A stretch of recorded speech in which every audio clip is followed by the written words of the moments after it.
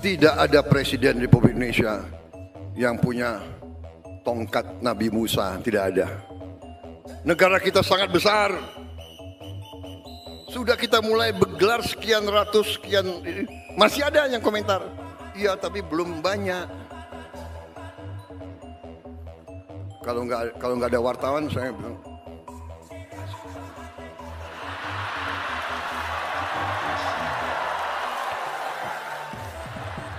Sorry ya.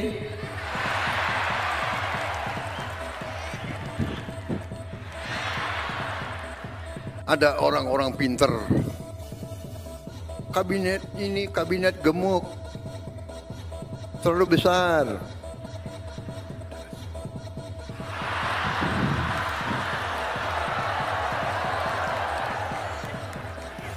Bagaimana perasaan Mas Prabowo? Soal etik. Enggak semua etik. Soal etik. Enggak semua etik. Saudara-saudara, ada pula yang nyinggung-nyinggung. Punya tanah berapa, punya tanah ini.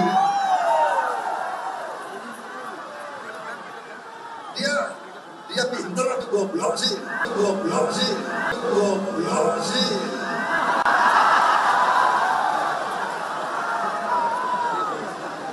Karena itu menarik tuh waktu Pak Prabowo pidato di acara BNI. Betul. Karena saya ingin membentuk pemerintahan persatuan nasional yang kuat. Terpaksa koalisinya besar. Nanti akan dibilang, kabinet Prabowo, kabinet gemuk. Banyak. Ya negara kita besar, Bung. Menurutku menarik karena ada diksi terpaksa, ada kata terpaksa. Menurutku jadi diksi terpaksa itu. Terpaksa itu menurutku memang menunjukkan Pak Prabowo tuh posisinya dilematis gitu, dilema, ya kan? Maksudnya ada tahu resiko kabinet besar itu bisa tidak efektif, bisa tidak lincah dan sebagainya. Tapi di satu sisi tadi bilang harus merangkul semua besar, gitu. Ini kita negara besar, harus semua kelompok dirangkul. Sebenarnya yang aku bingung kalau kementerian ada lebih banyak dan menterinya lebih besar, kan mereka regulasi ini kan tumpang tindih semua. Kalau mau ngomong begitu ya sudah serahkan semuanya kepada presiden terpilih. Gak usah nyodor-nyodorkan menteri, gak usah bernegosiasi jumlah menteri. Kan itu kalau kita bicara tentang sistem pemerintahan presidensil. Tapi ini sistem pemerintahan presidensil rasa parlementer, kan begitu. Nah akibatnya ya memang akhirnya karena jumlah partai politiknya banyak di parlemen, ya akhirnya presiden terpilih pun harus bernegosiasi.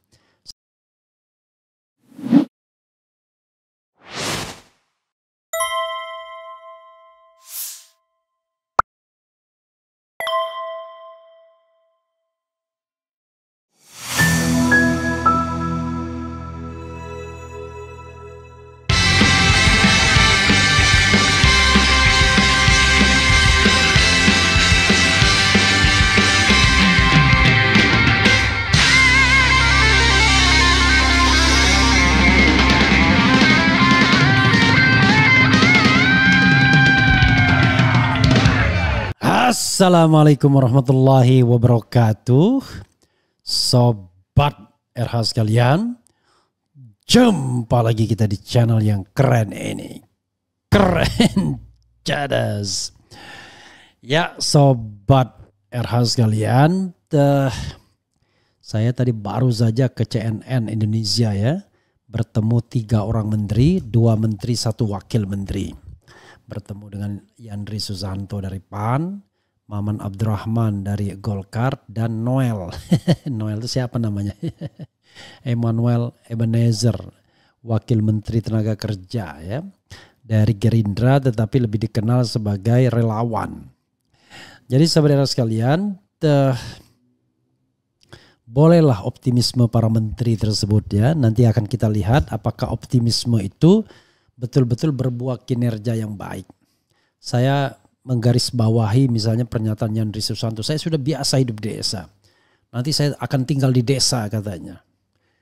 Bro, jumlah desa di Indonesia itu 82.000. Jadi kalau Anda setiap hari saja tidur di desa, Anda membutuhkan 200 tahun lebih.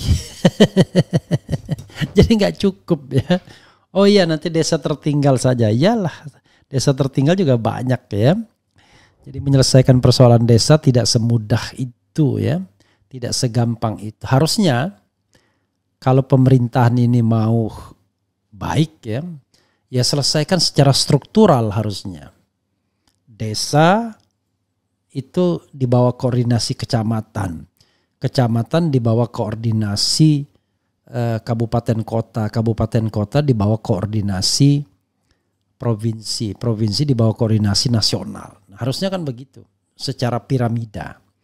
Kalau kita mau menyelesaikan persoalan desa. Tapi ya whatever it is, pemerintah lebih suka jumping up karena ada kepentingannya. Kepentingan pemerintah terhadap desa termasuk partai politik yang menggawangi desa tersebut adalah elektoral, insentif elektoral. Ya itu yang dilakukan oleh PKB selama ini kan. Orang-orang yang dia rekrut adalah orang-orang yang bersimpati kepada PKB. Jadi urusan desa adalah urusan PKB di masa lalu. Tapi sekarang rupanya itu diminta oleh PAN. Karena PAN ingin insentif elektoral yang lebih besar. Dan saya kira itu rayuan Pulau Kelapanya Zulkifli Hasan dan ketidakberhasilan Caimin mempertahankan kementerian yang strategis itu. Ini soal desa bro ya. Oke saudara sekalian, ini ada pengakuan dari Bahlil Lahadalia ya, menteri yang kontroversial. Ada Hibiki, ada pernah sempat diduga melakukan kekerasan ya rumah tangga, walaupun kemudian akhirnya bukan dibantah, ternyata yang muncul adalah ketua umum partai besar lainnya yaitu Partai Garuda. Pokoknya yang jelas menteri lawyernya siapa namanya Sunan Kalijaga kelihatannya kurang bisa membedakan partai besar dan partai kecil. Jadi partai besar dan partai kecil. Jadi partai besar itu dipikirnya Garuda. Mungkin karena Garuda ya, maka besar dia. Oke.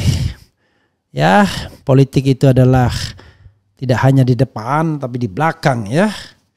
Kalau kita mau belajar politik jangan hanya di depan panggungnya tapi belakang panggungnya itu yang paling penting. That's politik sesungguhnya ya. Oke, coba kita bacakan ini ya. Prabowo Gibran tidak akur. Wah, boleh juga nih. Coba kita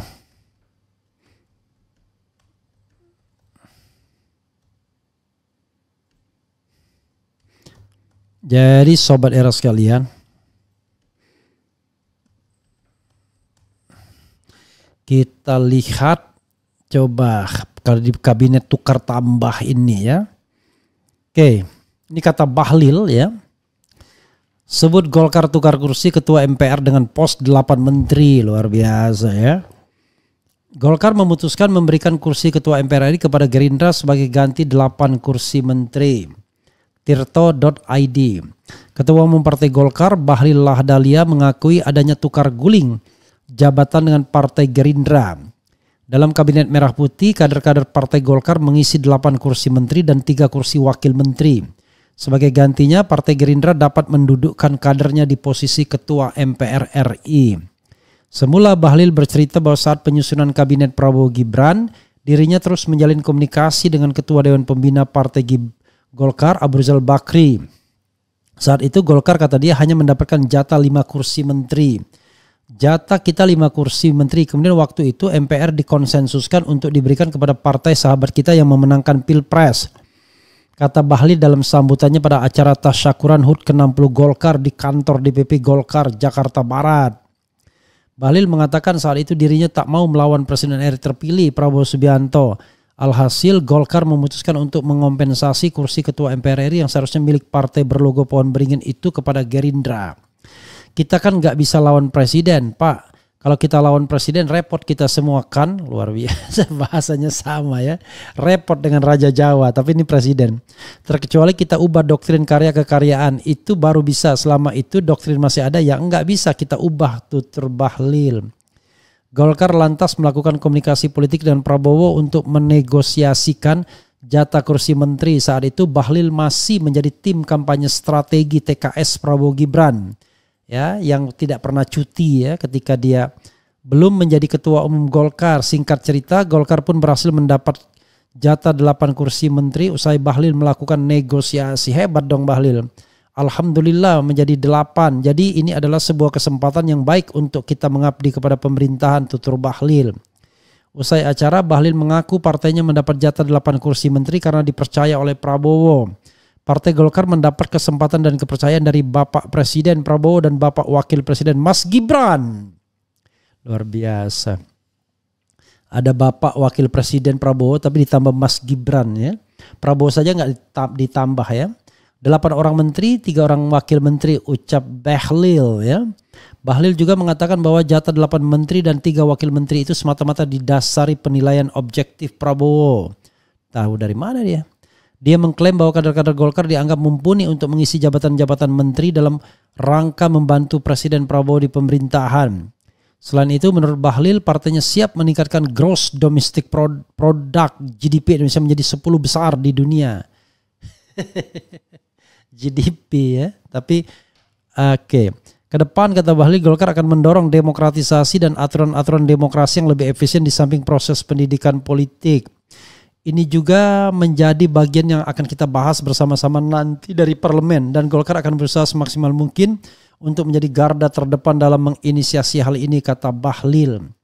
Sebagai informasi, menteri-menteri Golkar di Kabinet Merah Putih adalah Menteri Energi dan Sumber Daya Mineral Bahlil Lahadalia, Menteri Koordinator Bidang Perekonomian Erlangga Hartarto, Menteri Kependudukan dan Pembangunan Keluarga Wihaji, Menteri Agraria dan Tata Ruang Kepala Badan Pertanahan Nasional Nusron Wahid, Menteri Usaha Mikro Kecil dan Menengah Maman Abdurrahman tadi yang ketemu saya ya di CNN, Menteri Pemuda dan Olahraga Dito Aryo Tejo yang diisukan menerima fee 27 miliar kalau nggak salah ya, Menteri Komunikasi dan Digital Mutia Hafid, dan Menteri Perindustrian Agus Gumiwang Kartasasmita. Sementara posisi Wakil Menteri dari Golkar adalah Wakil Menteri Perlindungan Pekerja Kristina Aryani, Wakil Menteri Perdagangan Diah Roro Esti, dan Wakil Menteri Koordinator Bidang Hukum dan Keamanan Lodwig F. Paulus. Ya tadi ya, ini Wakil Menteri Koordinator ini setingkat menteri atau enggak? Kalau seandainya Menteri Koordinator dianggap bos ya. Ya saudara sekalian, jadi ya idealitas sebuah sistem pemerintahan presidensial itu adalah menterinya secara independen memilih para menteri. Tetapi yang menjadi persoalan adalah karena partai terlalu banyak di DPR, 8 partai politik, maka Presiden Prabowo membutuhkan ya lebih banyak dukungan di parlemen. Nah sekarang ternyata yang diambil di parlemen itu 5 termasuk Gerindra. 3 belum, tapi 3 itu ya ada PKS, kemudian ada Nasdem, dan ada PDI Perjuangan. Saya tidak tahu jumlahnya berapa ya, tapi saya kira tetap minoritas ya, karena PDI Perjuangan itu 110 kalau tidak salah, kemudian ditambah 69 ya kursinya ini, lalu PKS ditambah 53 ya. Berapa itu? Kalau 110 ditambah 69 ditambah 53 kurang lebih. Itulah partai yang di luar pemerintahan, jumlahnya 179, kemudian 182, kemudian 232. Jadi 232 itu ya masih kalah dengan jumlah keseluruhan anggota MPR ya, 575 atau 580. Tapi intinya tetap mayoritas partai pendukung pemerintahan. Itu pun kita tidak tahu apakah PKS dan kemudian juga PKS dan kemudian juga Nasdem mau beroposisi atau tidak. Bahkan PDIP pun diragukan ya mental oposisinya. Memang secara formal kalau orang yang nggak mau beroposisi bilang nggak ada dalam sistem pemerintahan presidensial oposisi. Ya. Padahal kalau Anda bicara tentang koalisi, nggak ada juga dalam sistem pemerintahan koalisi. Jadi karena itu, kalau mau ngomong begitu, ya sudah serahkan semuanya kepada presiden terpilih. Nggak usah nyodor-nyodorkan menteri, nggak usah bernegosiasi jumlah menteri. Kan itu kalau kita bicara tentang sistem pemerintahan presidensil. Tapi ini sistem pemerintahan presidensil rasa parlementer, kan begitu. Nah akibatnya ya memang akhirnya karena jumlah partai politiknya banyak di parlemen, ya akhirnya presiden terpilih pun harus bernegosiasi. Salah satu negosiasinya adalah dia ambil partai-partai besar. Jadi Prabowo itu sekarang menjadi ketua umum atau ketua dewan pembina 5 partai politik enlarge. Jadi dia ketua umum.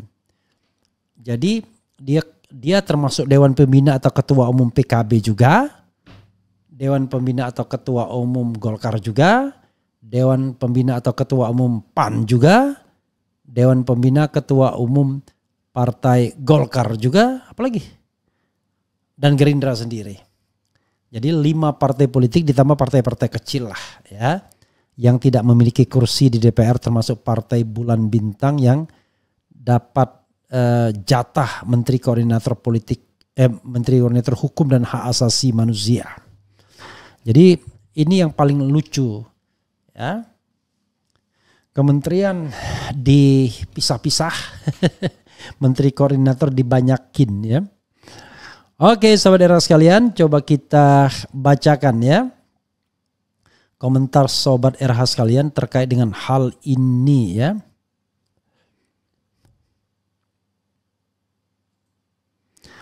Semakin kesini semakin hari jabatan wamen, komisaris, kemudian kepala badan dan lain-lain jadi recehan, tidak semegah dulu. Apakah Mas Rafli dong bukan Rafli setuju? Ya setuju ya.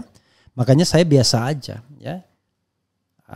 Ya mungkin karena kita juga sudah mulai dewasa, sudah mulai ya ketemu menteri ya biasa aja. Apalagi tadi saya ketemu 3 menteri ya, ternyata usianya lebih muda semua dari saya. Jadi mau diapain coba ya? Saya bilang kalau orang berpikir saya masih berambisi untuk jadi ini itu dan lain sebagainya, tahun 2029 nanti usia saya udah hampir 60 tahun ya. Karena itu saya kira nggak perulah kita bicara jabatan, tetapi kita bagaimana mengisi hidup saja sebaik-baiknya.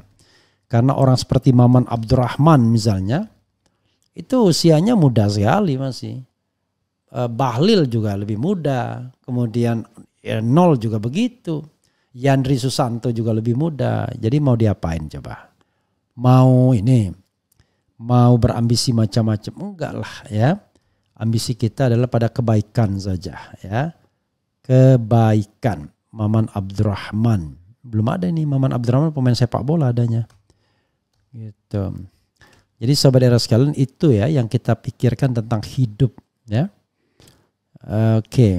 Nih Maman Abdurrahman usia baru 44 tahun. Gimana coba bayangkan 10 tahun lebih, bahkan hampir 11 tahun lebih tua, lebih muda dari saya. Kemudian juga Emmanuel Ebenezer juga begitu. Emmanuel Ebenezer juga lebih muda juga. Usia berapa sekarang? Usia 49 tahun. Ya tuan sedikit lah Emmanuel Ebenezer ya. Tapi tetap. Jadi mau diapain coba ya. Jadi sahabat era sekalian, sekali lagi kita bicara mengenai bagaimana menjalankan politik amar ma'ruf nahi mungkar ya. Melihat ini semua dari kacamata seobjektif mungkin. Kita harus lihat Bahlil misalnya ya. Pertanyaan kita 48 soal Bahlil ini, hebat sekali Bahlil kalau begitu ya. Usianya 48 tahun. Kenapa saya bilang hebat sekali ya? Lebih muda 6 tahun lebih dari saya. 6,5 tahun lebih ya. Jadi sahabat era sekalian, kenapa saya katakan Bahlil ini hebat? Ya dia bisa mengikat Jokowi tapi juga bisa mengikat Prabowo. Hebat ya. Bisa mendudukkan 8 kader Golkar, hebat kan? Sebagai menteri dan 3, bahkan Gerindra saja cuma 6 menteri, ya hebat kan? Cuman kita nggak ngerti di belakang panggungnya ada apa ya? Apakah kemudian tiba-tiba Bahlil lebih patuh kepada Prabowo atau dia lebih patuh kepada Jokowi? Sekali lagi soal kepatuhan, maka perspektifnya ada seperti yang dikatakan Kang Ef ya. Mereka itu patuh karena apa? Karena ideologi, ya ini bahasa saya sendiri. Karena memang dari sononya patuhnya minta ampun sama Jokowi dan sudah bersifat ideologis seperti Budi Aristiadi, Projo, atau patuhnya karena kunci-kunci rahasianya sudah dipegang Jokowi sehingga setiap saat bisa di-spill rahasia-rahasianya ke publik kalau tidak penegak hukum lagi karena Jokowi kan tidak punya kemampuan lagi, atau ya dia pragmatis saja. Dia turut pada Prabowo, nanti lama-lama kekuasaan Jokowi akan melemah. Kecuali Jokowi pegang kartu Prabowo yang tidak bisa dia tolak lagi. Nah itu yang jadi soal. Apa itu I don't know exactly ya. Tapi mestinya kalau memang ada yang seperti itu, memang politik kita kacau ya. Gawat politik kita. Oke, saudara sekalian, kita baca lagi ya.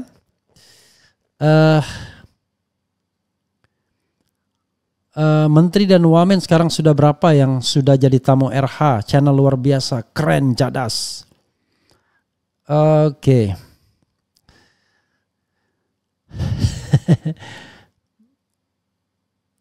Biar Tommy Soeharto yang urusin Bahlil, sejarah Golkar ada pada almarhum Soeharto. Biar Tommy yang urus Golkar ke depannya, biar komunis gaya baru habis sampai akar-akarnya. Opo meneh maksud iki.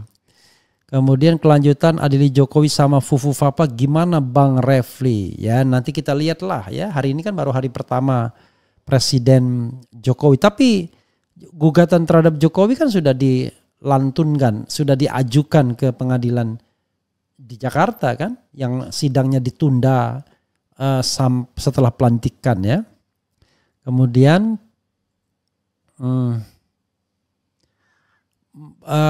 Mas Refli, macannya nggak kelihatan tuh orang, itu kayu ya, bukan kayu bagus juga. Saya beli saja dari pedagang di daerah Bandung sana ya. Kemudian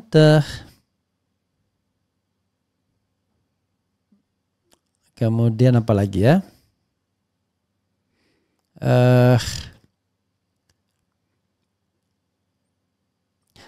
Pak Refli jadi one team press mau nggak? Nggak mau saya bilang. Saya bilang jabatan apapun saya akan tolak. Kan begitu. Jabatan apapun. Kenapa begitu? Karena saya tidak benci sama Prabowo.